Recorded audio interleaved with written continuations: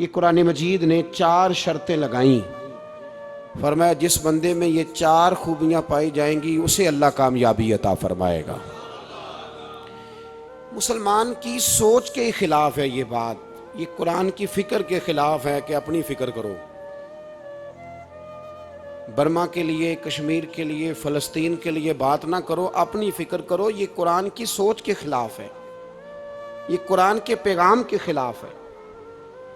इसलिए कि अगर सिर्फ अपनी बात होती तो आमनु और आमिलुस सालिहात पे बात खत्म हो गई होती, फिर बात आगे न चलती। जब कहा गया वतवासो बिल हक, हक बात की तलकीन करनी है। अगर बात सिर्फ अपनी ज़ात की होती तो ठीक हो गया था, नमाज पढ़ी, रोज़ा रखा, हज किया, ख़त्म हो गई।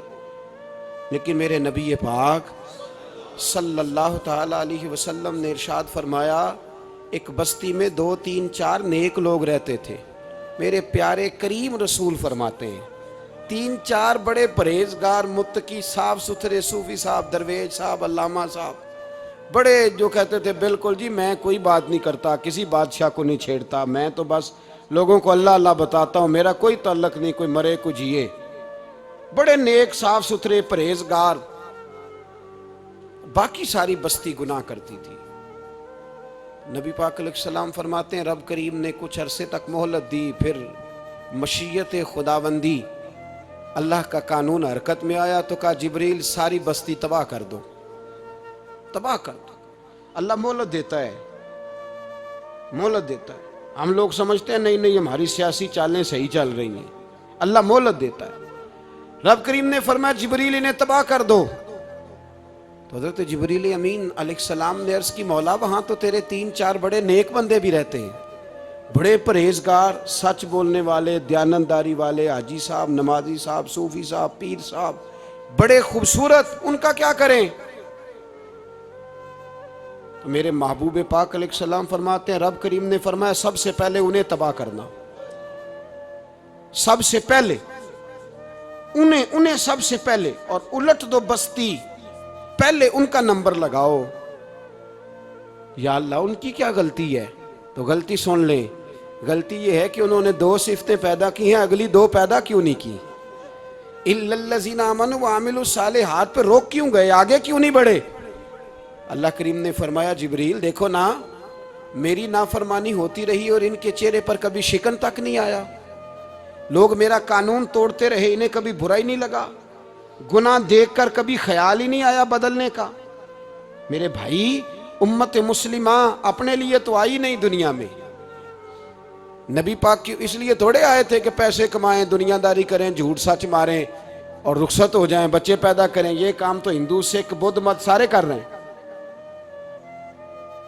तू फकत इस काम के लिए थोड़ी आया है। कुंतुम खैरा उम्मतिन उखरिजत लिन्नास, अल्लाह फरमाते हैं मेरे महबूब के गुलामों तुम बेहतरीन उम्मत हो, मैंने तुम्हें उम्मतों के भले के लिए पैदा फरमाया है, तुम्हें लोगों की इमामत के लिए दुनिया में भेजा है। ए नौजवान मुस्लिम, कभी ये तदब्बुर भी किया तूने? वो कौन सा गर्दू है जिसका है तू एक टूटा हुआ तारा? तूने कभी सोचा है तू क्या है? पता है तुझे? रोजी कमाओ, रोटी कमाओ, और अब तो बहुत सारे लोग झूठ की दुनिया में जिंदा हैं, झूठ बोलते हैं अपने आप के साथ भी, दाएं बाएं फ्रॉड कर रहे हैं अपनी जात के साथ, खौल बना लिया उसमें बंद हो गए, बाहर ही नहीं निकल। अपने मुल्क की सोचो, अपनी बात करो।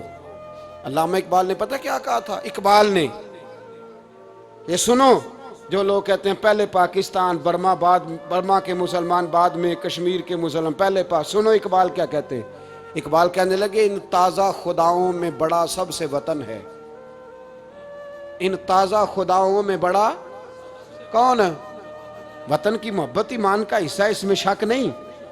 लेकिन अगर इस्लाम से पहले वतन आ गया तो इकबाल कहते हैं इन ताज़ा खुदाओं में बड़ा सबसे वतन है, और जो पैरहन इसका है वो मजहब का कफन है। फरमाते हैं जो वतन ओढ़ लेता है उसने अपने मजहब को दफन कर दिया। सबसे पहले पाकिस्तान नहीं, सबसे पहले रसूलुल्लाह का दीन है, सबसे पहले कुरान है, सबसे पहले नबी पाक का फरमान है, सबसे पहले उम्मत मुस्लिमा है। इन ताज़ा खुदाओं में बड़ा सबसे वतन है, जो पैरहन इसका है वो मजहब का कफन है। और इकबाल कहने लगे कौम मजहब से है, मजहब जो नहीं तुम भी नहीं। कौम मजहब से है, मजहब जो नहीं। कोई नहीं समझ आ रही है आपको मेरी बात? कौम किससे है? पाकिस्तानी होने से, पंजाबी होने से, सिंधी बलोची पठान होने से ना। कौम मजहब से है, और मजहब जो नहीं तुम भी नहीं। ये कैसे हो सकता है कि मजहब ना हो और बंदा जिंदा रहे? ये कैसे हो सकता है भाई? काफिर ने असल में, मैं जाग ही नहीं रहा, मैं जागता ही नहीं। मैं जेब की सोचता हूँ, मस्जिद की सोचता हूँ, खानका की सोचता हूँ, मदरसे की सोचता हूँ, दुकान की। सारा दिन तो इस चक्कर में लगा रहता हूँ लोगों को साबित करने में कि मैं सही हूँ बाकी गलत है। मैं तो अपनी जात के खौल से उठ ही नहीं रहा। और मुझे ये अंदाजा ही नहीं कि लीबिया सारा कट गया, मिस्र के टुकड़े टुकड़े हो गए। मुझे पता ही नहीं कि शाम, जिसके बारे में मेरे नबी पाक अलैहिस्सलाम ने फरमाया मक्के और मदीने के बाद अल्लाह ने सबसे ज्यादा बरकतें मुल्क के शाम में रखी है। और हुजूर ने फरमाया जिसने हिजरत करनी हो वो शाम जाए। इतना आला मुल्क सारा कट गया। 4-4 हजार लोग एक एक दिन में कत्ल हो गए। पर मेरा घर अब आबाद है ना, कोई अर्ज नहीं। वो कटते हैं तो वो दूर हैं, कटते रहे। फलस्तीन में हमारे यहाँ मेराज की महफिलें बड़ी जम के होती हैं। सारे लोग पढ़ते हैं सुभान अल्लाज़ी असरा बिअब्दिही लैलन मिनल मस्जिदिल हराम इलल मस्जिदिल अक्सा। इन्हें पूछो रोज कुरान मजीद में मस्जिद अक्सा का नाम लेने वालों, तो मस्जिद अक्सा कहते हो तो तुम्हें अल्लाह कितनी नेकियां अता करता है? बताओ तो सही मस्जिद अक्सा किधर है? और अब तो मेरी तरह के मौलवी आधी हदीस सुनाते हैं, कहते हैं मस्जिद नबी में एक नमाज पढ़ो तो 50,000 का सवाब, हरम शरीफ में पढ़ो तो 1 लाख का सवाब। मौलाना हदीस यहां से शुरू नहीं होती। खोलो तो सही कंजुल माल, पढ़ो मुस्नद इमाम मोहम्मद बिन हंबल, हदीस तो यहां से शुरू होती है। मेरे नबी पाक ने फरमाया मस्जिद अक्सा में जिसने एक नमाज पढ़ी 25,000 का सवाब, और मेरी मस्जिद में जिसने एक नमाज पढ़ी 50,000 का सवाब, और अल्लाह के घर बैतुल्लाह जिसने पढ़ी 1 लाख का सवाब। मस्जिद अक्सा का तो जिक्र ही छोड़ गया है। क्यों? वो मस्जिद जिसकी तरफ मुंह करके 15 साल मेरे नबी पाक ने नमाज अदा की। किसने? बोलिएगा। 15 साल तक, 2 हिजरी में 13 साल मक्के में, 2 साल मदीने में, मस्जिद अक्सा की तरफ जिधर मुंह करके तेरे और मेरे रसूल नमाज पढ़ते रहे। आज वह मस्जिद यहूदी के कब्जे में है। कई कई जुमे ताला रहता है, वहां नमाज नहीं पढ़ने दी जाती। मुझे क्या लगे इस बात से? मेरी मस्जिद में थोड़ी लगा हुआ है। ऐसी हवा चली है कि हर शख्स सोचता है तमाम शहर जले बस एक मेरा घर न जले। भाई ये वो दौर है जिस दौर में जरा सी भी किसी शख्स को तकलीफ होती है तो आलमी मीडिया पे बात जाती है, मोबाइल जेबों में, फौरन तस्वीरें कैश होती हैं। मैं और आप, हमारा उस कौम से ताल्लुक है जिस कौम के बच्चे कट गए, ज़िबा हो गए, औरतों के पिस्तान काट के बर्मा के बुद्धों ने उनके कबाब बना के खा लिए, छोटे छोटे बच्चों की लाशें उन्होंने लटका डाली। और यहाँ मैं हुकूमत की क्या बात करूं, यहाँ किसी सियासतदान को मक्खी काट जाए तो हमारे फट्टे आबाद हो जाते हैं बहस करने के लिए। हमारे अपने लोग, आम आदमी नहीं बात करता, आम आदमी नहीं निकलता, आम शख्स को फिक्र खत्म हो गई। वहां मेरी भाई सबसे बढ़कर बेहतरीन मस्जिद के खतीब इमाम हुसैन थे। मस्जिद नबी से बड़ी भी कोई मस्जिद होगी जिस मिंबर पर रसूल पाक बैठ के खुतबा दिया करते थे? और मेरे मुस्तफ़ा के आस्ताने से बड़ा भी कोई आस्ताना होगा जिसकी सज्जादगी इमाम हुसैन के पास थी? कहते हैं हमारा क्या ताल्लुक, हमें क्या लगे, जो मर्जी होता फिरे। इमाम अली मकाम आराम से मस्जिद नबी में बैठे थे। जमाना पूरी दुनिया से जाता था, हाथ चूमता था, कदमों में बैठता था। इतने बड़ी अजमत वाली भी कोई शख्सियत होगी जिसके रगों में रसूलुल्लाह का खून दौड़ता है, जिसे हुजूर अपनी जुबान मुबारक इस तरह वो चूसा करते थे जैसे अरब के लोग प्यास के आलम में खजूर चूसा करते थे। इतना बड़ा भी कुछ शख्स था। लेकिन जब दीन पे कड़ा वक्त आया तो हुसैन ने मस्जिद की खिताबत नहीं बचाई, आस्ताना नहीं बचाया। इमाम अली मकाम ने कहा कूफा लुटता है तो लुटता रहे, दमिश्क में फसाद होता है तो होता रहे, वो मुल्क के शाम की बच्चियां रो रही हैं तो रोती रहें कि हम पे यजीद काबज हो गया, मेरी मस्जिद आबाद है, काफी है ना। इमाम हुसैन निकले और निकल के कहने लगे जन्नतुल बकी वाली जगह पे खड़े होके, या रसूल अल्लाह मैं जा रहा हूं, मैं जा रहा हूं और आपके लिए जा रहा हूं, इसलिए कि मुझे उस शाम को बचाना है जिस शाम में रसूलुल्लाह का कलमा पढ़ने वाले लोग बसते हैं। मुझे कूफा, दमिश्क, मिस्र के लोगों को बचाना है। नाना तेरे करम के खजीने की खैर हो, मैं जा रहा हूं तेरे मदीने की खैर हो। निकल खड़े हुए इमाम अली मकाम, मैदान में निकले। किसके खिलाफ? बोले कौन था? यजीद मुसलमान था। उस वक्त तक तो सबने मुसलमान लिखा है, जिसने काफिर कहा शहादत इमाम हुसैन के बाद कहा। जुर्म क्या था? मेरी गर्दन झुक जाती है जब मैं ये बात करता हूं, ईमानदारी से कह रहा हूं, जोश खिताबत नहीं, मेरी गर्दन झुकती है जब मैं ये लफ्ज अदा करता हूं। इमाम अली मकाम उस शख्स के खिलाफ निकले। सारे खुतबे इमाम हुसैन के पढ़ के देखो। इमाम हुसैन ने फरमाया यजीद शराबी है। शराबी मुसलमानों का हुक्मरान हो सकता? आप ना बोलें बेशक, पर बात तो सच्ची है ना। इमाम हुसैन ने फरमाया शराबी को वोट दिया जा सकता? फरमाया रंडियों का नाच देखता है जो मुजरे देखे, जो रंडियों के नाच देखे वो मुसलमानों का हुक्मरान हो सकता? इमाम हुसैन मैदान में निकले और 18 साल के अली अकबर से लेकर 6 महीने का अली असगर दे दिया, लेकिन शराबी को बर्दाश्त, बेहया को बर्दाश्त तू मैं कैसे करते? दोस्ती कातल से भी, मकतूल से याराना भी, अपनी जेब से फ्लेक्सें छिपवा के जालिमों, जाबरों, बदमाशों को वोट देते हो। इमाम हुसैन को तेरी देग की जरूरत है जो तू 10 मुहर्रम पे पकाता है, चावलों की जरूरत है जो तूने 9 मुहर्रम को पकाए। उनको उस बिरयानी की आदत थी जो तूने पकाई है। मेरे घर में फलां MNA MPA साहब आ गए थे, इमाम हुसैन के घर के अंदर यजीद ने पैगाम भेजा। उसने कहा जैसे कहोगे कर लूंगा, जितने पैसे कहोगे दे दूंगा, जितनी मस्जिदें कहोगे बनवा दूंगा, जितने इदारे कहोगे तामीर हो जाए, मुझे ना छेड़ो। आपने फरमाया ना, मस्जिद मदरसे उस वक्त आबाद रहते हैं जब हुक्मरान सही होते हैं, और जब हुकूमतें गलत होती हैं तो फिर मसाजिद आबाद, फिर मदारस की आबादकारी हो ही नहीं सकती। मैं दीन में नया रखना खोल दूं? इमाम अली मकाम खड़े हुए, पर मैं क्या करूं? हुकूमत क्या करूं? हुकूमत से क्या कहूं? अगर मेरी मिल्लत के अपने जवान के मोबाइल में रंडियों का नाच हो तो 10 मुहर्रम को तो इमाम हुसैन करबला में तड़प जाते होंगे। अगर 9-10 मुहर्रम को जो निकला इमाम अली मकाम की बात करने के लिए, वो नौजवान अगर सिगरेट का, शराब का, बदमाशी का आदी हो तो हजरत अली असगर कहेंगे ना मेरी कुर्बानी का क्या बना? वो तो निकले थे उरियानी और फाशी के खिलाफ। और अगर मिल्लत का जवान रोज चौक में खड़े होकर लड़कियों को ताड़ता हो तो हजरत अली अकबर तो अपनी कब्र में रोते होंगे कि ये इस कौम के लिए जान दे दी जो आज यजीदी तरीकों पे अमल कर रही है, जो सारी रात गंद देख के सोती है, जो सारी रात बेहयाई, फाशी और उरियानी में लगी रहती है।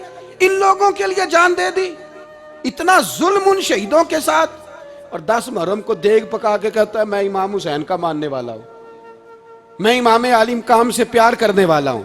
ना भाई ना, दो रंगी छोड़ के यक रंग हो जा, सरासर मोम हो जा या संग हो जा। उम्मत मुस्लिमा को बेदार होना पड़ेगा। इमाम अली मकाम मैदान में निकले, डट के निकले, और इमाम ने फरमाया मैदान में निकल कर कि मेरा वतन मदीना है, मेरा वतन मदीना है, पर मदीना बाद में, रसूलुल्लाह का दीन पहले। तू पाकिस्तान की बात करता है? इमाम अली मकाम ने फरमाया मदीने की शरीयत बाद में, रसूलुल्लाह का दीन पहले, और तेरे तो बच्चे आम से हैं। इमाम हुसैन ने फरमाया मेरी गोद में जो बच्चे हैं वो रसूलुल्लाह के नवासे हैं, पर बच्चे बाद में, नबी पाक का दीन पहले। आपने फरमाया तेरी बेटी बड़ी बावकार होगी, उसकी बड़ी इज्जत है, तू कहता है बेटी की वजह से ब्लैकमेल हो गया। लेकिन जो शान खुदा ने हुसैन की बेटी को अता फरमाई, जिन बच्चियों का सर का बाल नंगा हो जाए, सर का बाल नंगा हो जाए, तो इमाम शौरानी फरमाया करते थे अगर मदीने में किसी सैयदजादी के सर का बाल नंगा होता था तो सूरज अपना मुंह छुपा लिया करता था, सूरज छुप जाता था बादलों की ओट में। और मदीने वाले समझ लेते थे कि घर में काम करते करते किसी सैयदजादी के सर का कोई बाल नंगा हो गया। उन शहजादियों का इतना वकार, पर इमाम अली मकाम ने फरमाया बेटियों की फिक्र बाद में, रसूलुल्लाह का दीन पहले। पहले रसूलुल्लाह का दीन कौम मजहब से है, मजहब जो नहीं तुम भी नहीं। याद रख मेरे भाई, इमाम अली मकाम रज़ी अल्लाह तआला अन्हु ने मैदान में निकलकर पहले मजहब की बात की।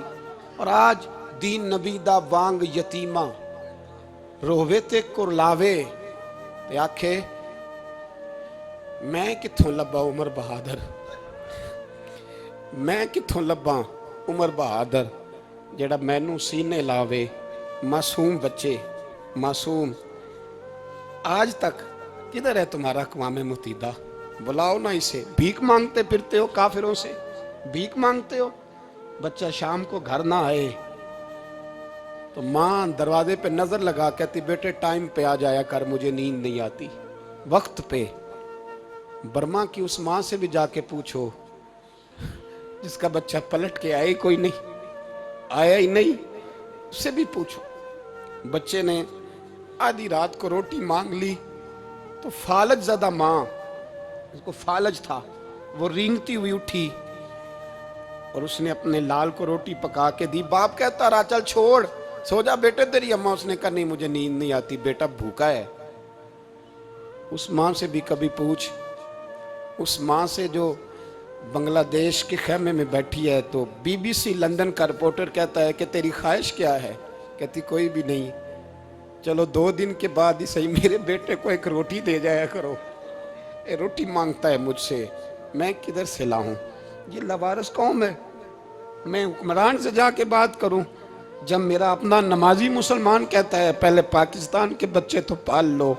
मेरे भाई तुझे खबर ही नहीं, ये तो जाना तो कभी गुंबद खजरा पे, तो मेरे मुस्तफ़ा ने फरमाया मन अज़ा मुस्लिम फ़क़द अज़ानी, फरमाया जब मेरा मुसलमान तकलीफ में होता है तो मैं गुंबद में तकलीफ में होता हूँ, मुझे दर्द होता है, मुझे अजियत होती है। पूछ जाके महबूब पाक से। मेरे अजीज, किसी को गम ही नहीं इन लोगों का, किसी को परवाह ही नहीं, कुछ सोचता ही नहीं इनके बारे में। मैं अपने घर में मस्त हूँ, आप अपने घर में मस्त हैं।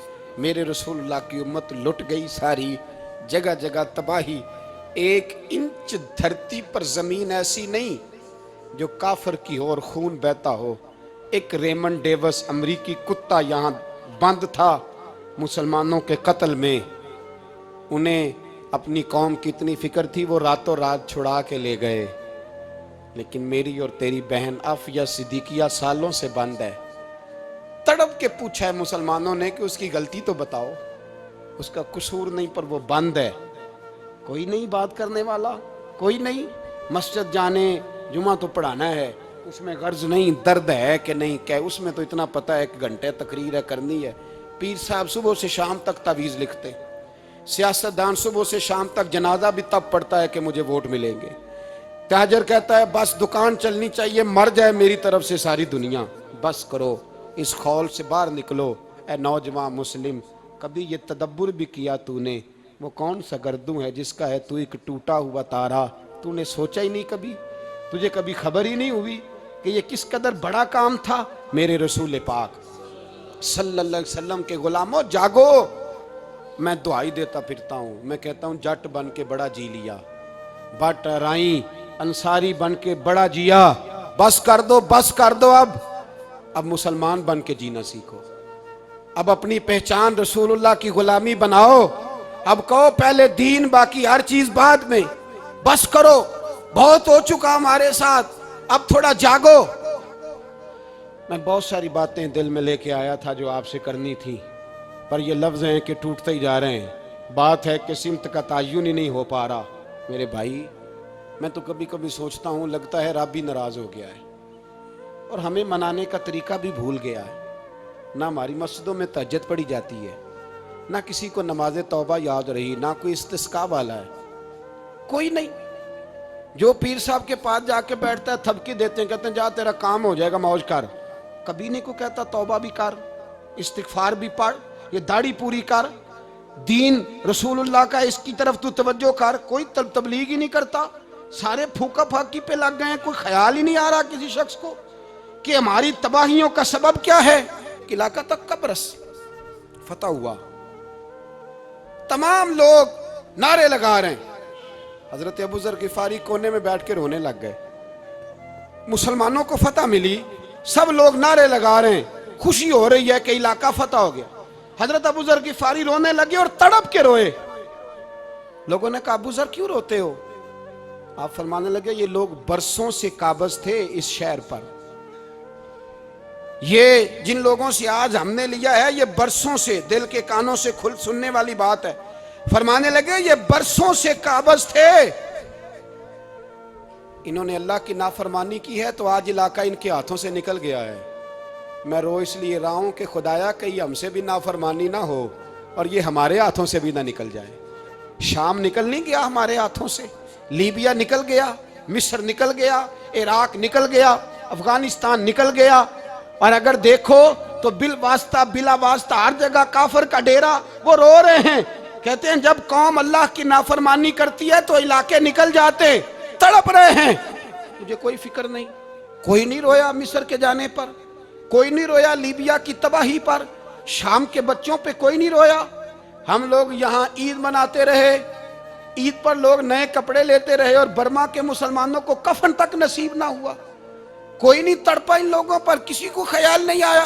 साहब इमाम अली मकाम की फिक्र को समझो, इस पर गौर करो, बस कर दो, नींद बड़ी लंबी हो गई, अब उठो इस बेदारी से, उठो।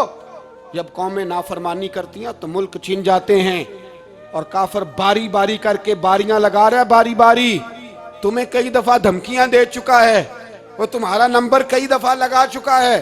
अब ख्वाबे गफलत से उठ जाओ, आग पैरों तक आ गई है, ऐसा ना हो जला डाले सारा कुछ।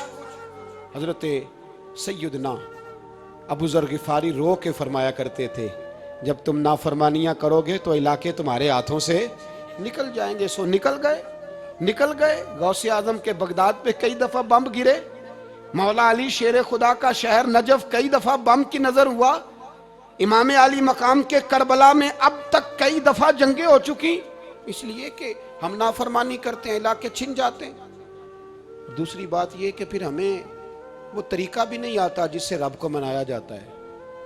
आप यकीन करें, मुसलमान पे एक 5 वक्त की नमाज है, वो भी बोझ है। 2.5 घंटे की तकरीर और 5 मिनट की जमात में लोग भागते फिरते हैं, बड़ा मुश्किल है। आज तक मुसलमान एक 5 वक्त नमाज पढ़ने के लिए बहाने ढूंढ रहा है, अभी तक। तो वो मुसलमान कहां से आएंगे जो रात को रोया करते थे, रातों को उठ के रोते थे तो सवेरे अल्लाह काफिर के मुकाबले में इतनी मदद करता था, इतनी मदद करता था कि 10 मुसलमान लाखों को भगा दिया करते थे। इसलिए कि मदद किसकी शामिल होती थी? बोल के बताइए, कौन मदद करता था? क्योंकि देखे ना, ये हमें तरीका बताया नबी पाक ने। अल्लाह हुजूर से राजी था कि नहीं? यार इस पे जल्दी जल्दी बोलो। अल्लाह राजी था ना? तो बदर की रात हुजूर क्या करते रहे सारी रात? ही साथ नहीं था अल्लाह? वो तो वहां से फरमा रहा है गारे सौर से, इन अल्लाह माना। महबूब कह दे कि अल्लाह तेरे साथ है। वहां थे महबूब कह रहे हैं अल्लाह हमारे साथ है, वहां से अल्लाह साथ था। पर सारी रात, बदर की सारी रात, और दुआ का रंग क्या था? हज़रत अबू बकर सिद्दीक फरमाते हैं हुजूर ने हाथ उठाए, अल्लाह ये मेरे 313 है, मैं कुल कमाई लेके आ गया। अल्लाह मेरी कुल कमाई है, अगर ये हलाक हो गए तो कयामत तक कौन तेरी इबादत करेगा? ऐ अल्लाह मदद फरमा। और हुजूर मनाते हैं रब को, कहते हैं या अल्लाह तूने वादा नहीं किया था तू मदद करेगा, या अल्लाह तेरा वादा नहीं था तू कामयाबी देगा, या अल्लाह तूने सारी रात मनाते गुजर गई, सारी रात। सुबह का उजाला चमका तो हज़रत अबू बकर फरमाते इतना लंबा सजदा किया, हुजूर सजदे में थे, मैं देखते देखते थक गया, मैं सजदे की हालत में ही हुजूर पर लेट गया, लिपट गया। मैंने कहा महबूबा सर उठाएं, वो देखे अल्लाह ने मदद नाज़िल फरमा भी दी है। उठाइए सर। हुजूर ने अल्लाह को मनाया, नबी पाक मनाया करते थे, हम अब सजदों में भी नहीं जाते। इतनी सो गई उम्मत, सजदों तकरीरों से इनकलाब लाना चाहते हैं, हम खाली नारों से इनकलाब बर्पा करना चाहते हैं। लोग जब रोते थे, बूढ़े लोग सजदों में, और आलिम फाजल सूफी की तो क्या बात है ना, वो तो अल्लाह के नुमाइंदे हैं कि जिसके सिर्फ सफेद बाल हो जाएं। मेरे नबी पाक अलैहिस्सलाम ने फरमाया रब तो इनकी बड़ी इज्जत करता है।